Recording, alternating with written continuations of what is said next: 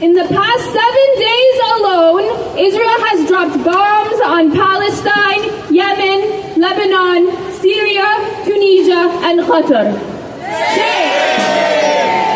They've escalated their plans to occupy the north of Gaza, leveling hundreds of residential buildings every single day in Gaza City. Most recently in the Al-Shati refugee camp. They've conducted drone strikes on the civilian vessels of the Samud flotilla, which bravely carry aid for Gaza and a message of international solidarity for its people. They've increased their attacks in the West Bank.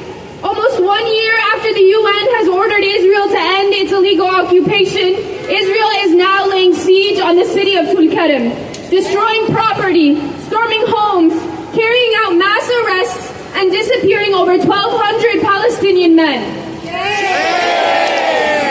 And they've now attempted to assassinate the Palestinians responsible for leading ceasefire negotiations, making it disturbingly clear that Israel has never had any interest in making a deal or finding peace. So I ask you this: in what world does a nation get to cause such death and destruction, carry out a genocide of over 2 million people for 2 years, starve and ethnically cleanse a population, and shamefully attack any force or people who stand against such depravity and stand with the people of Palestine?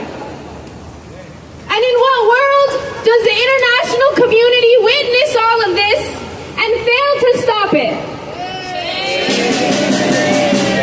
Not only is Israel committing more and more war crimes and escalating their genocide in more horrific and unprecedented ways every single day, but our hard-earned tax dollars is what's going to subsidize and facilitate the greatest crimes of our time that we've seen.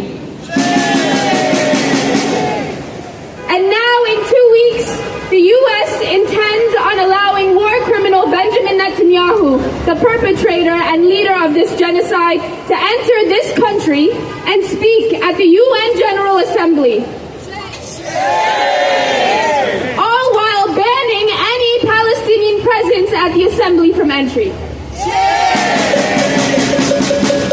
It is clear that Israel is intent on continuing their annihilation and starvation campaign of millions of Palestinians at any cost necessary.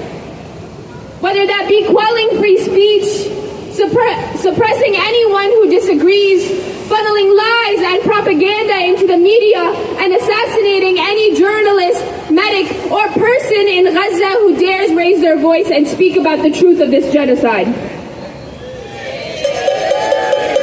But this is not a world that we will accept.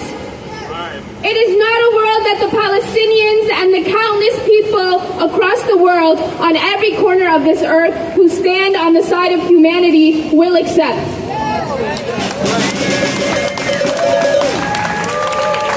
We here and countless others across the globe, we reject war. We reject genocide and starvation campaigns. We reject continued occupation, and we reject the war criminals carrying out these atrocities from being entered and welcomed into our cities. So we will not forget about Gaza. We will continue to fight. We will take lessons from the people of Palestine who are bringing us the truth of this genocide every single day. The people of Gaza who are teaching us life in the face of some of the most deadly forces on this planet. And we will be here at Times Square, September 26th, 9 a.m. to march to the UN when Netanyahu is slated to speak. Because we will reject the world that Israel is trying to make us live in, and we will create our own new world. We will transform this world. We will hold the international community accountable to stand up against war criminals, to demand that every single UN member state place sanctions on Israel, enact a complete arms embargo, and allow proper aid to flow into Gaza to end this genocide and facilitate the full liberation of the Palestinian people. Free Palestine!